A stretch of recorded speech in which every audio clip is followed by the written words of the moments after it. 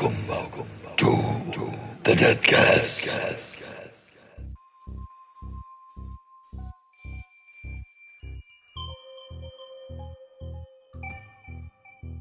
Our special segment tonight is a fresh look at the series of murders in Atlanta. Aaron Jackson Jr. was among the youngest, only 9 years old. Funeral services were held today for 15-year-old Joseph Bell, the 24th victim in Atlanta's child slayings. It's just a tragic, horrible nightmare that we're going through. In Atlanta, another body was discovered today, the 23rd. Larry Rogers, the 21-year-old black man, last seen getting into a green car near his home March 30th. Ruby Jeter was 14. We're not in a position today to make an arrest. Timothy Hill, 13. Patrick Baltazar, 11. There are cases in history that have gone on much longer than this has. For almost 2 years, the bodies have kept coming out of Atlanta's rivers and woods. The killer? There was a handful of sketches, no one the same, no one certain to be the person police want. She also claims that the killer, who is black and used to live in Miami, says that he delivered some of the children to whites to be killed. They don't know how or where or even how many of the black victims may have been killed by the same person. At Police Task Force headquarters, there are 27 faces on the wall, 26 murdered, 1 missing. Wayne Williams' attorneys asked the court for any prosecution evidence that might clear him. The prosecution said there was none. Judge Clarence Cooper agreed to study everything the prosecution had. 2 months later, after personally reviewing files of the Special Police Task Force, Judge Cooper turned over volumes of material to the defense. Nowhere was there any mention of an investigation into possible Ku Klux Klan involvement in the murders. But 9 months before, a handful of Atlanta police officers and GBI agents had begun a top-secret Klan probe known as the 8100 file. According to the file, then GBI Director Phil Peters ordered it kept secret, even from the task force, for fear that, quote, if the intelligence leaked out, it would possibly cause a race riot, end quote. A half dozen of the cases may be isolated, unrelated homicides, the victims found near home, killed perhaps by family or friends. But somewhere in the city of Atlanta, there is a person who has killed 15 or 20 boys and young men. With my theory, the person is not abducted, not kidnapped, not snatched off the street at that particular time, but is willingly going with somebody for something, at least at the instance they get in the car. Larry Marshall, convicted in the past of robbery, forgery, and running a house of prostitution, lived in this house in the backyard of downtown Atlanta. For several weeks, undercover FBI agents and police have been watching the house and this one a few blocks away. Both reportedly have been hangouts for young teenage boys who police think came here to exchange sex with men for money. Ruby Jeter was 14. Children he's seen in the neighborhood. Among them, 13-year-old Timothy Hill, 11-year-old Patrick Baltazar, and 15-year-old Joseph Bell. 62-year-old Tom Terrell, who has been convicted 4 times of sex offenses. On March 12th, the day before he was reported missing, Timothy Hill spent the night at Terrell's house. You was here on 12th, but supposed to come back on the 13th, and that was my birthday. They didn't come back. If they did, I didn't see him, and haven't seen him since. Last week, Timothy Hill's body was recovered from a river. He was murder victim number 21.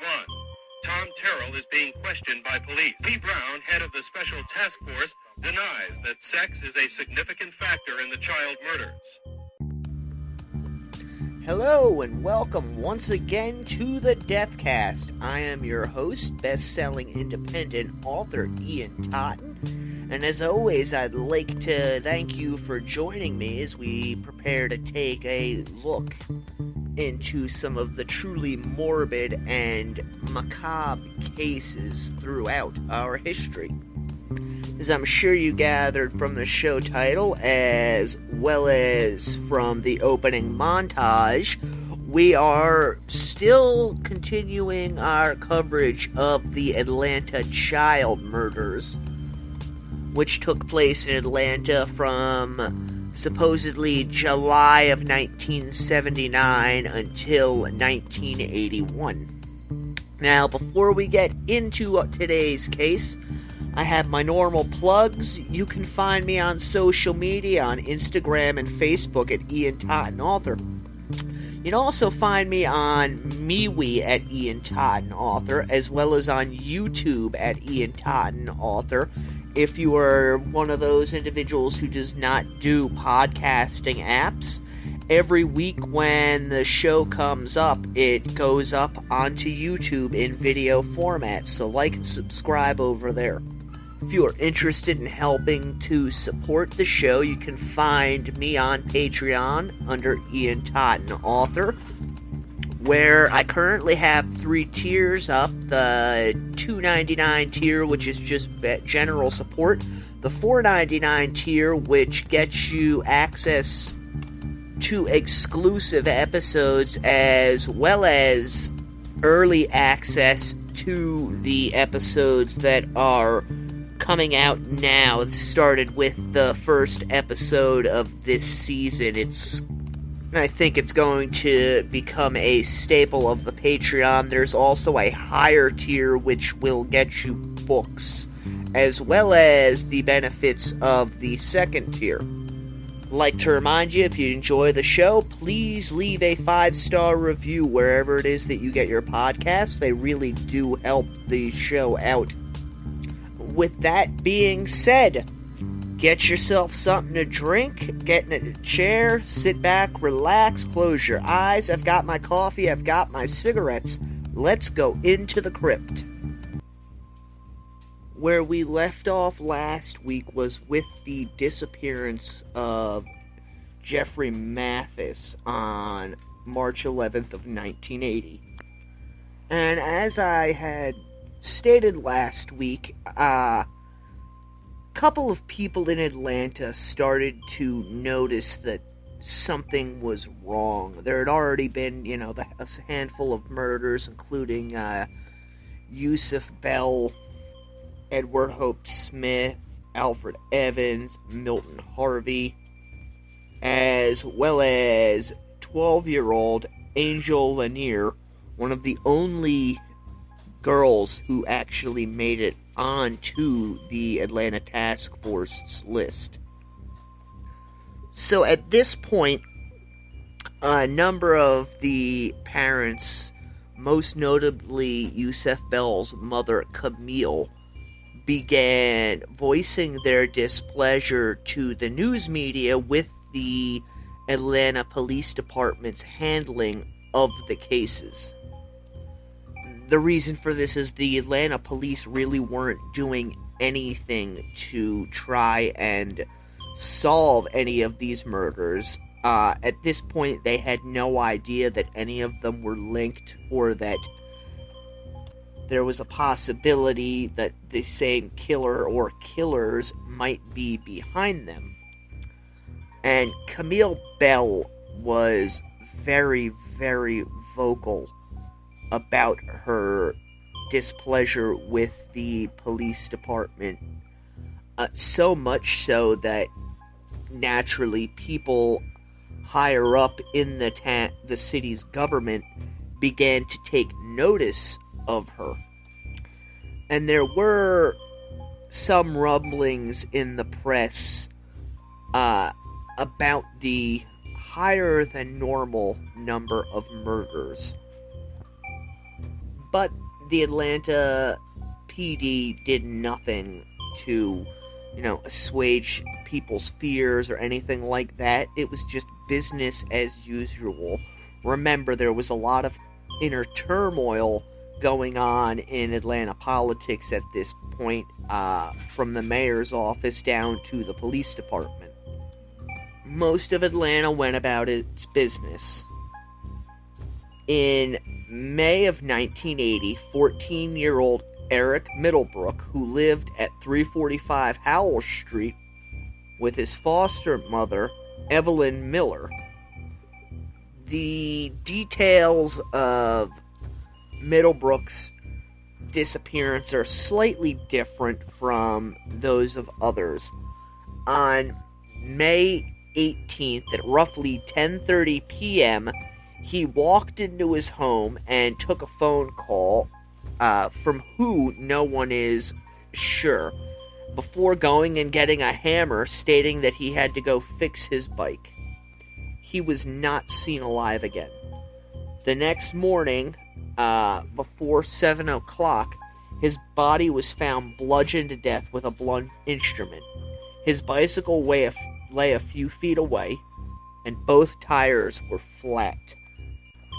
There was some pocket change scattered on the ground near Eric's body, and beneath his shirt there were superficial V-shaped wounds.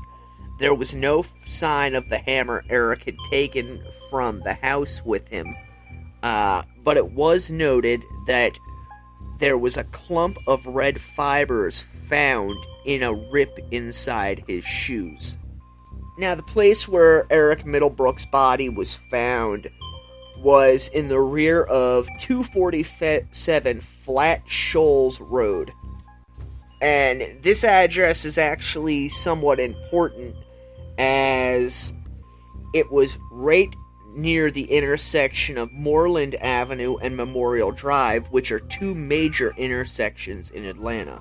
And I want you to try and keep in mind that, according to retired police officer turned private investigator Chet Detlinger, there was a pattern to the murders, although it was not the pattern that the prosecution and police tried to present at trial. And this is the pattern that I am going with, because unlike the one that the prosecutors tried to present at trial of Wayne Williams, Detlinger's pattern actually holds up when under cross-examination. The intersections are very important to this case. Memorial Drive is extremely important to this case, as you will see the further we go. Now, the area where Middlebrook's body was found was behind a garage, filled with old junk car parts and what have you in a fenced-in area. Now, beside that was a building which was a former hotel, part of a chain actually called the Mark Inn Motel. That's, as an aside, a body of one of the victims was actually found in another Mark Inn hotel. But this particular one had been converted into the State of Georgia Department of Offender Rehabilitation. So basically it was a juvenile hall. Apparently nobody inside this juvenile hall saw anything on the night that Eric Middlebrook was murdered. Nor, too, did the police receive any reports from passing motorists, as the alley in which Eric's body was found dead ends into Interstate 20. And Interstate 20 separates the Middlebrook household from the spot where Eric was found dead. So he wasn't killed very far from his home. And that's another pattern that's going to emerge in these cases. A lot of the victims were found fairly close to their homes. There's only a few of them that were, out of their normal geographic area. Also of interest is that Eric Middlebrook's brother, who survived, a young man at the time by the name of Kerry Middlebrook, stated that he knew who had killed his brother, though he didn't furnish a name to the police. And he also stated that Wayne Williams was not the man who had killed his brother, and that he had never heard the name until Williams was arrested. Eric Middlebrook's death started a slow firestorm in the media. What I mean by that is, yes, there were a lot of younger people who died in Atlanta, but most of them were in their older teens to early 20s. But now it was becoming apparent to people that something was going on with the children in Atlanta. As I mentioned a few minutes ago, Yusuf Bell's mother, Camille, was starting to make the rounds to newspapers and television shows, and people began to openly question whether or not Eric Middlebrook's death was tied in any way to Yusuf Bell's death. So much so that the police were pressed on this, and the police responded that no, there was no connection between the two deaths. Which, if you look at the facts of the case, does make sense, as Middlebrook had been bludgeoned to death, whereas Yusuf Bell had been strangled. Another factor in Middlebrook's death is that he apparently had been witness to a robbery prior to his death, and the police went so far as to interrogate the men who were involved with this robbery as suspects in Middlebrook's death. However, they gave the old standby line that police often do of, we know who committed the murder, we just don't have enough evidence to arrest them yet. Which is a far cry from the tune they were singing, 2.5 years later, give or take, when they decided that Wayne Williams was responsible for Middlebrook's death. Even though, they had stated they knew who had done it, they never looked into whether this person could have been responsible for other murders that eventually ended up on the list. The next murder that was linked to any of the others took place on June 9th, 1980, and that was of 11-year-old Christopher Philip Richardson.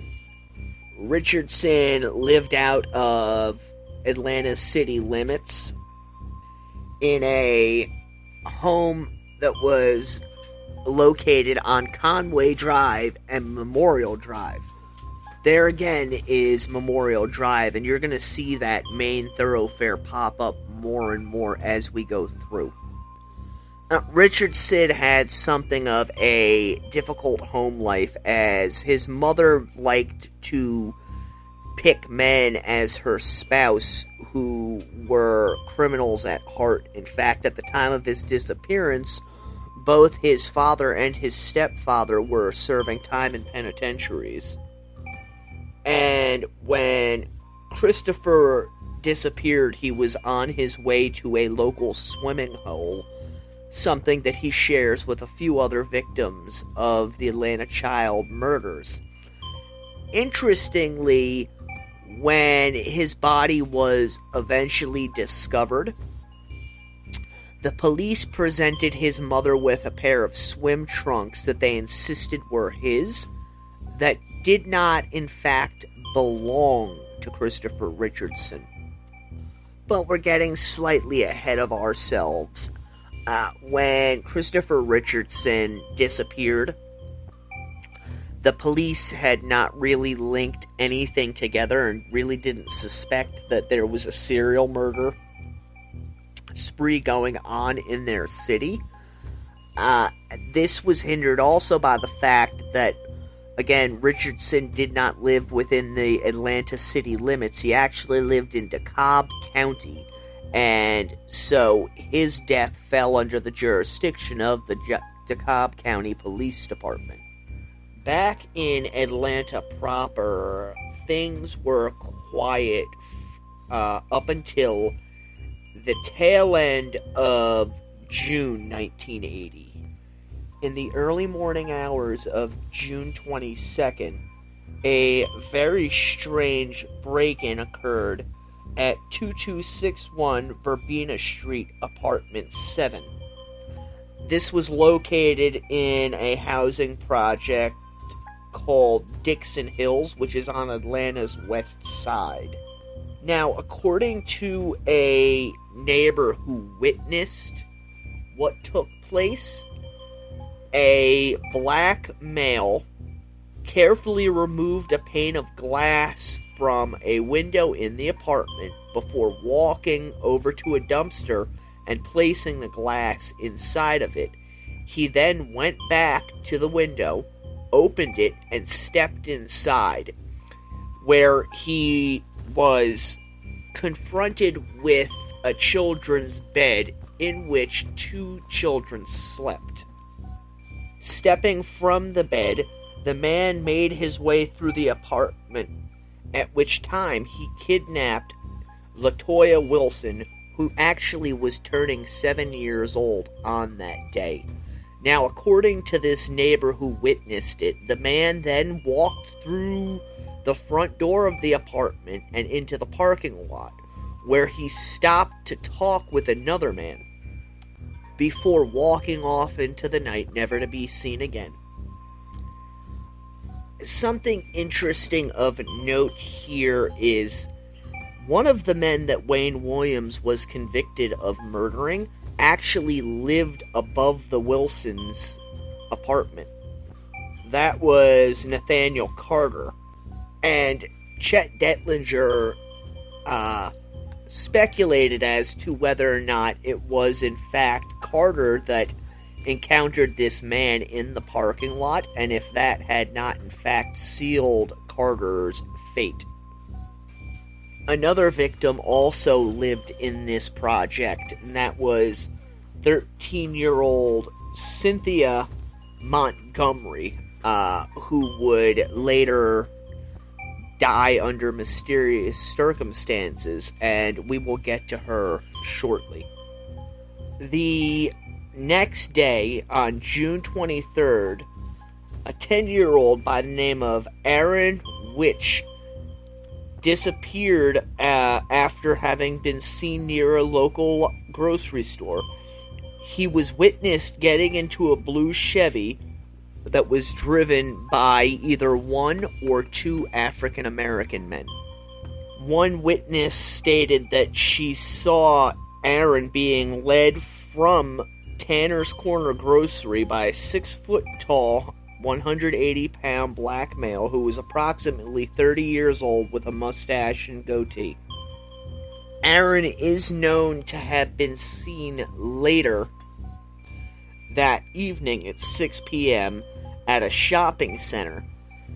There's so much with the death of Aaron that, you could almost do an entire episode on it.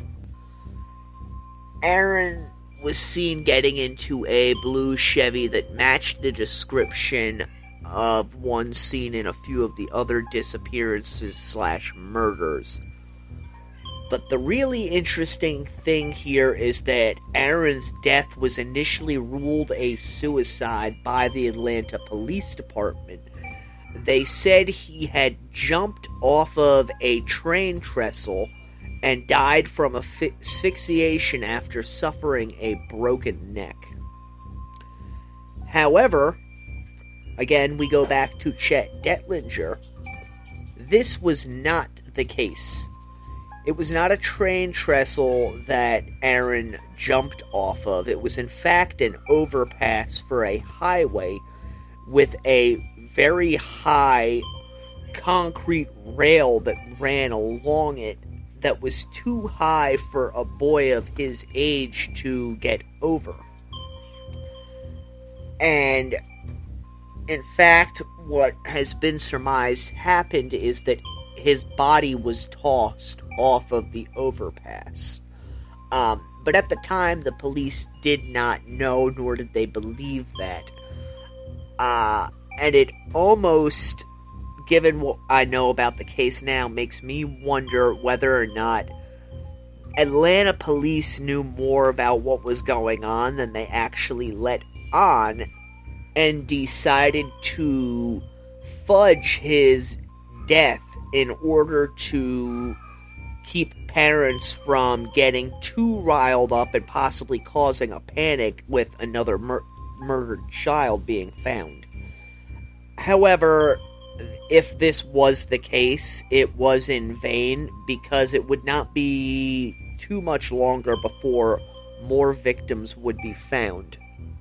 On July 6th of 1980, 9-year-old Anthony Carter would go missing. Carter lived with his family on West End Avenue, near the East Ontario Avenue home of Jeffrey Mathis. More than that, however, he was neighbors with two other boys who would eventually be counted among Atlanta's missing and murdered children. Now, Carter is last known to have been seen playing outside with a friend at 1:30 a.m.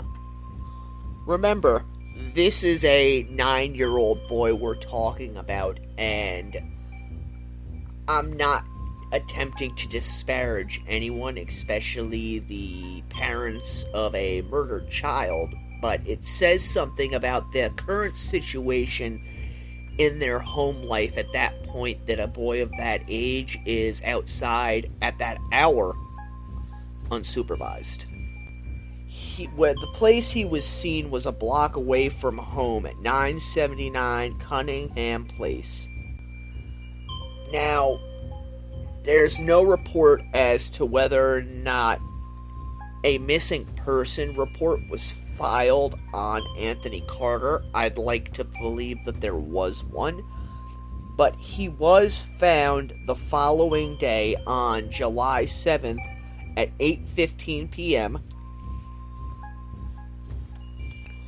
Although the individuals who work less than half a football field from where Carter's body were discovered say his body had actually been found the previous day, July 6th, that's the day he disappeared, at 5:30 in the afternoon.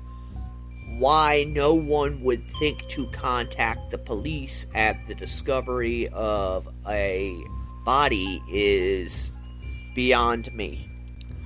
And here's where his story takes a little bit of a wonkier twist, as you will.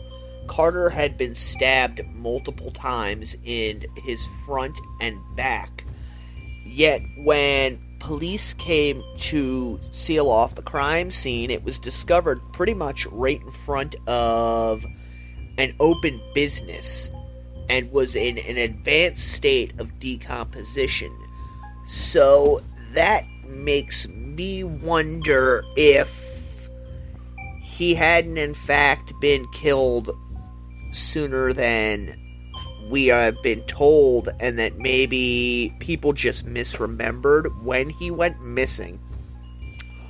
Also of interest, too, is the fact that being where his body was found, it's hard to believe no one would have seen it. Yes, it was the 4th of July weekend, and the businesses really weren't open, but you have to imagine that somebody's walking down the street and they see a body. It's not something they're just going to be like, oh, it's a body, and just keep walking. Somebody's going to call the police. I understand, too, that the area the body was found in is what is collectively known as the ghetto, and that, individuals who live there, whether they be black, white, Hispanic, whoever, genuinely shun any sort of police presence with good reason. Something like a dead body, however, goes beyond all of that, at least in my opinion. The general consensus, however, among the investigating officers is that Carter had been killed elsewhere and his body had transferred and dumped where it was found.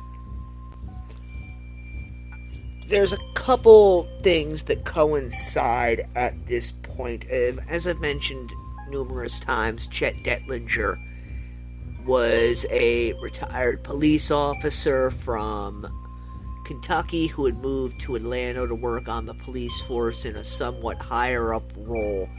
He and a couple of his other colleagues who were no longer in the policing business were all kind of working as private investigators, and around this time they got the idea that since the police don't seem to be doing anything about these cases, maybe they should look into them themselves.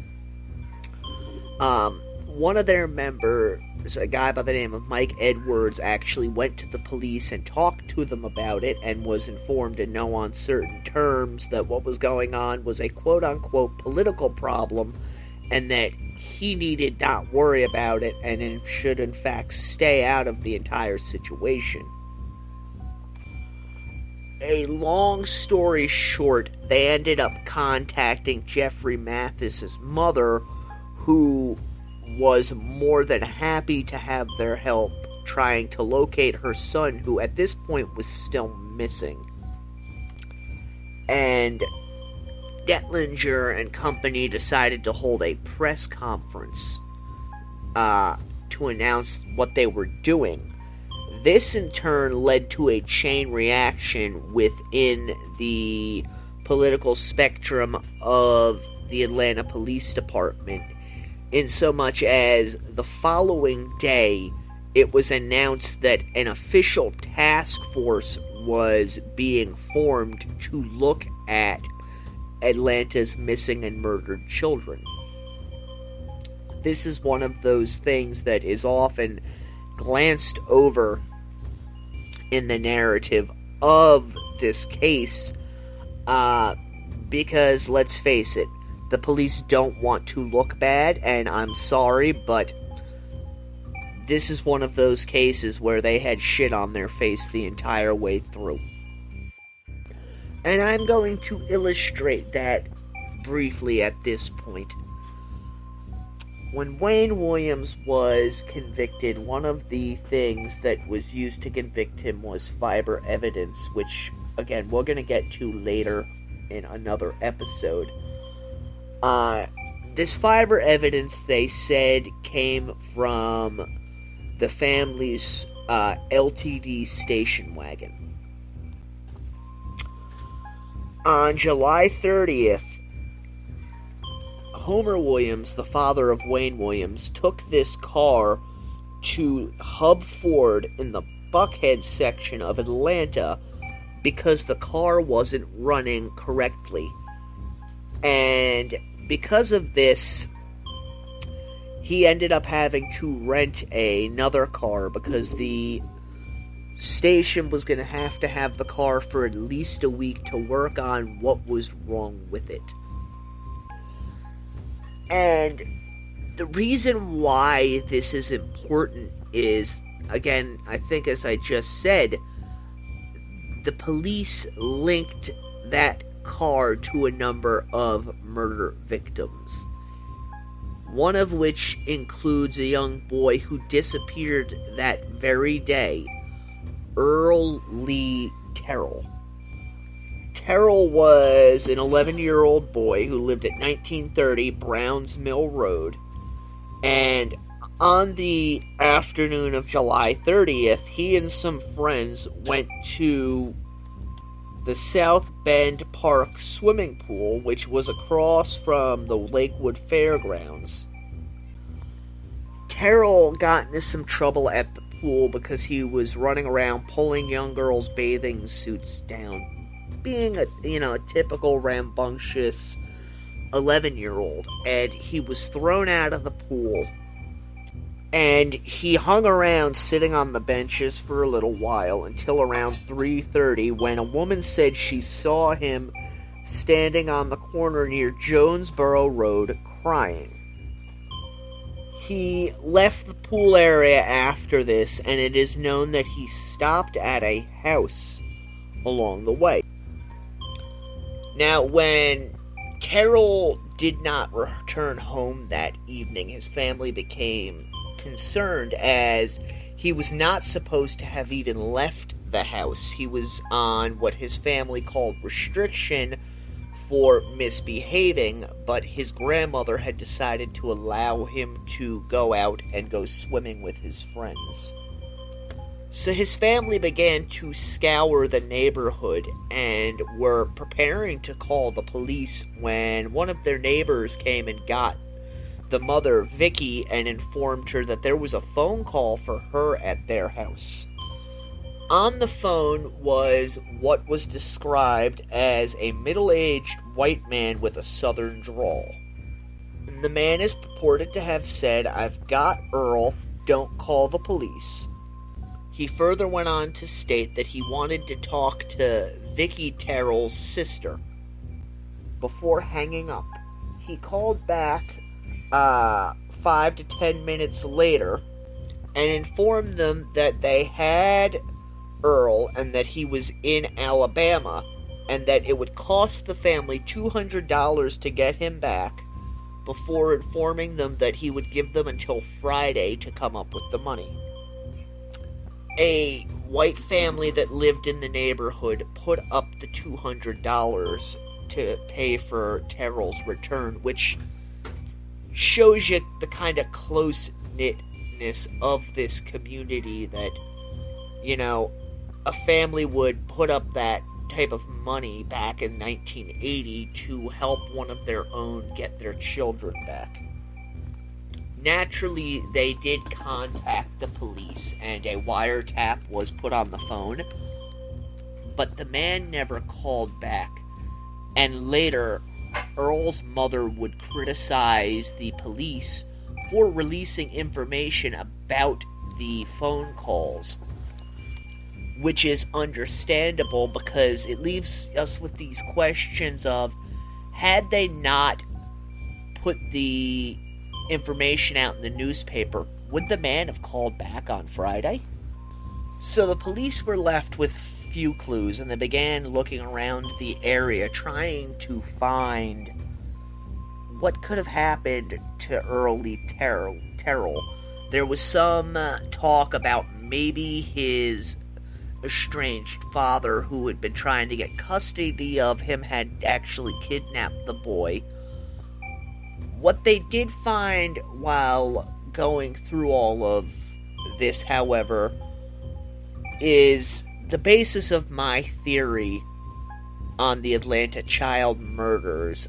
When you listen to the preview, I'm sure you noticed that I ended it with Lee Brown, who was the deputy commissioner or something along those lines of the police department, talking about how he didn't believe that the children's disappearances had anything to do with sex.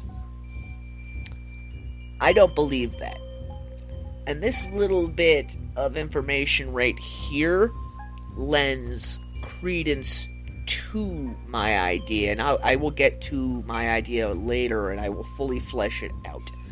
During canvassing of the neighborhood, they stumbled upon what has been called a child pornography ring, and the police found between 2,000 to 4,000 pictures. Now, officially, the pictures were all of white boys. However, it came out in subsequent years through various leaks inside the Atlanta Police Department that this was not true. That there were a number of black youths scattered throughout these pictures, and it also came out that Earl Lee Terrell was among those boys depicted in the pictures. Now, further giving credence to my theory of what actually happened with a number of these cases is the fact that Earl Lee Terrell had been seen in the company of an older white man, as well as was seen a number of times at this man's home. In fact, a 15-year-old witness whose name has never been released went on the record saying that he had seen Terrell and another boy whose name was omitted at this man's home on a number of occasions. Man's name was David Wilcoxen, and he was a convicted pedophile who lived directly across the street from the South Bend Park.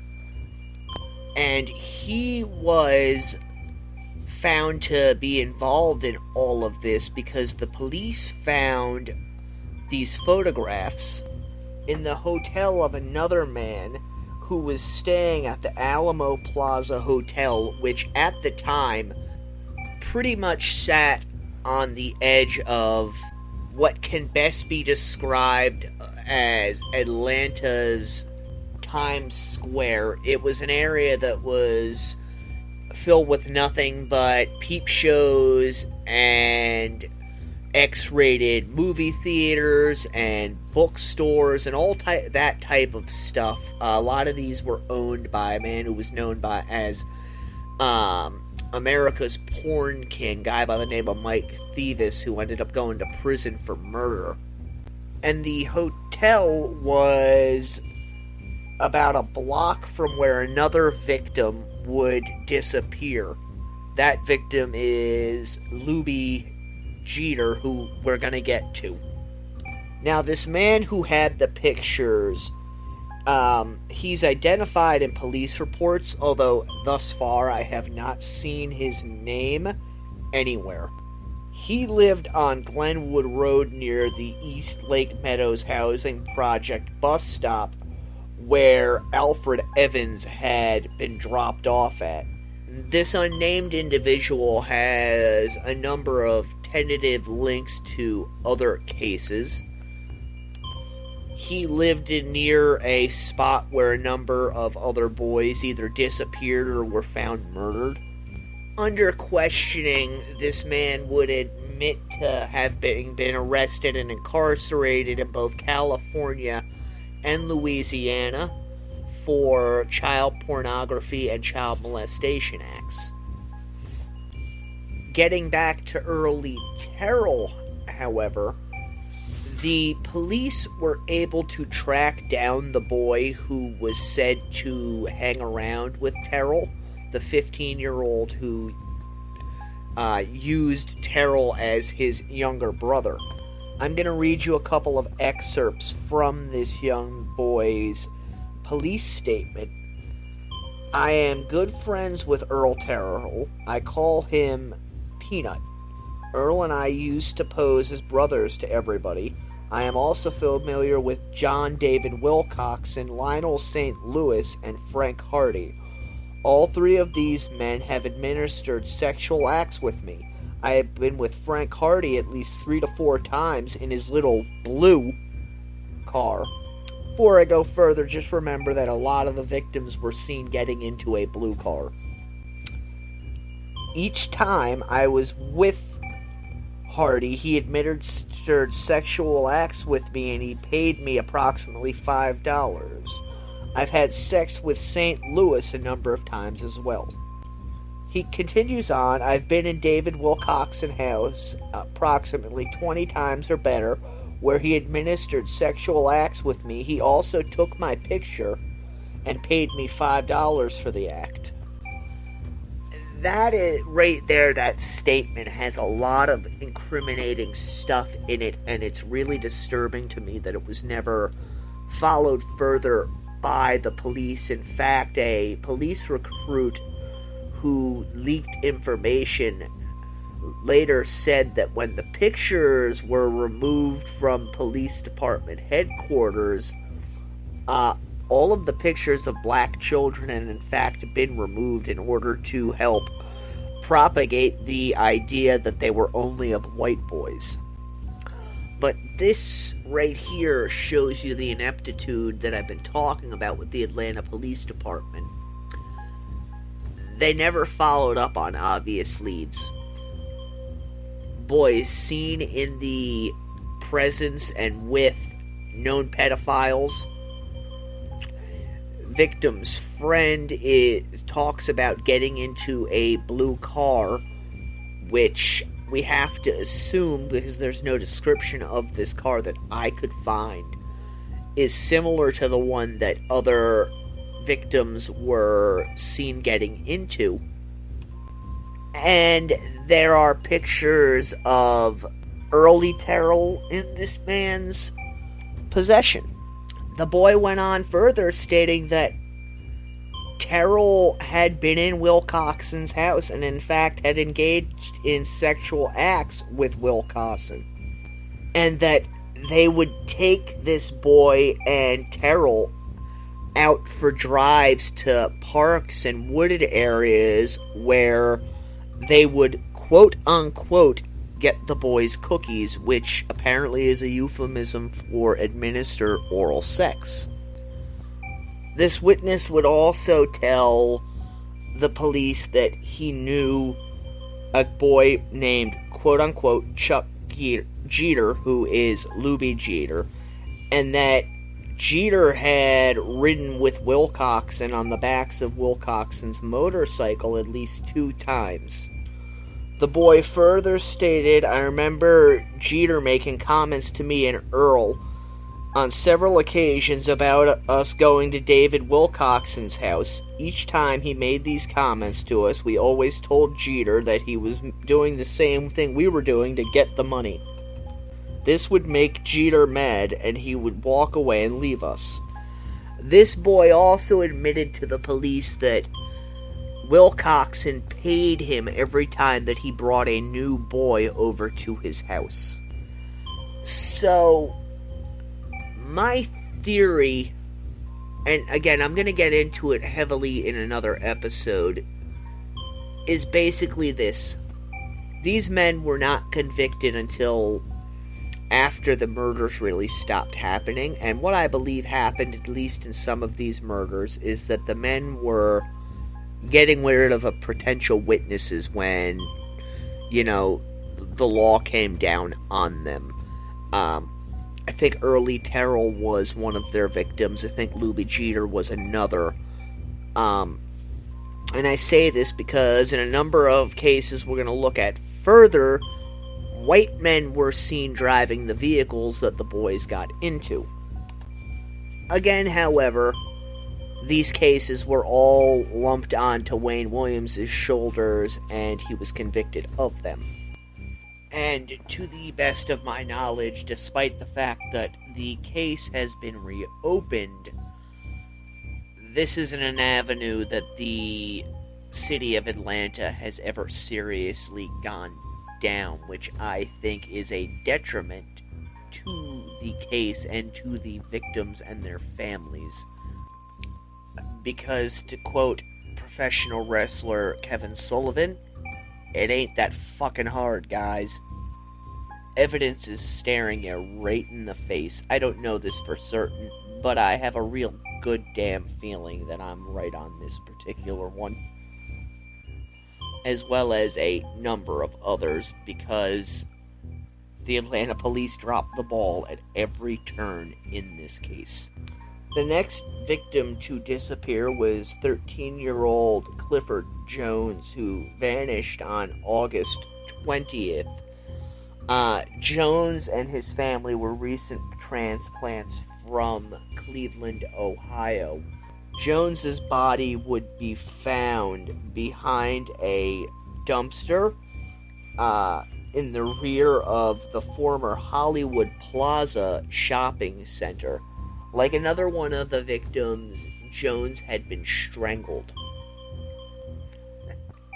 At this time, the Atlanta Police Department was taking a lot of, in my opinion, well-deserved flack from both the public and the media.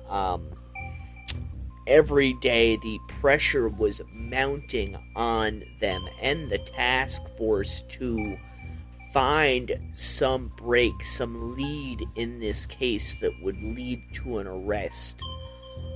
But they just were unable to do it. And I believe a lot of that had to do with the fact that the majority of the people who were leading this investigation were A, worried about the money that was coming in and would soon to be coming more from the federal government.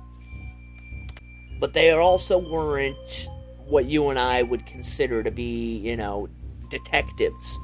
A lot of these people were career bureaucrats who were put into the position and had gotten to where they were at by, cronyism, brown-nosing, that sort of stuff. So the task force did not have a strong head at the top, and in fact they went through numerous heads over the course of the investigation. All unfortunately to no avail for, almost 18 months of unabated slayings.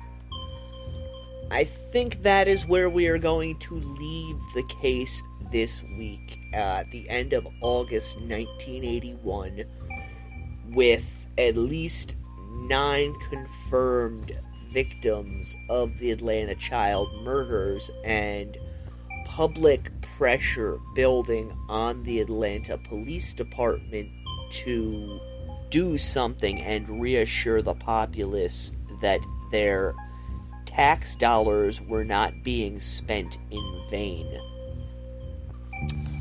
That is it for the Deathcast this week. I hope you enjoyed our second venture down into the seedy world of the Atlanta child murders.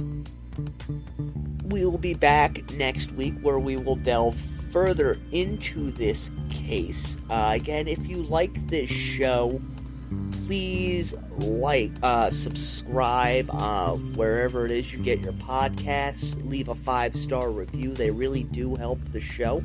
And share it on social media. That helps the show grow, and in doing so will hopefully enable me to get sponsors so that I can put more time and effort into bringing you these cases. Because I really am passionate about these cases and about true crime in general. And it is a lot of work, more so than I think most people understand. But that's enough of my pining to ask you good people to help me grow the show. Until next week, stay morbid.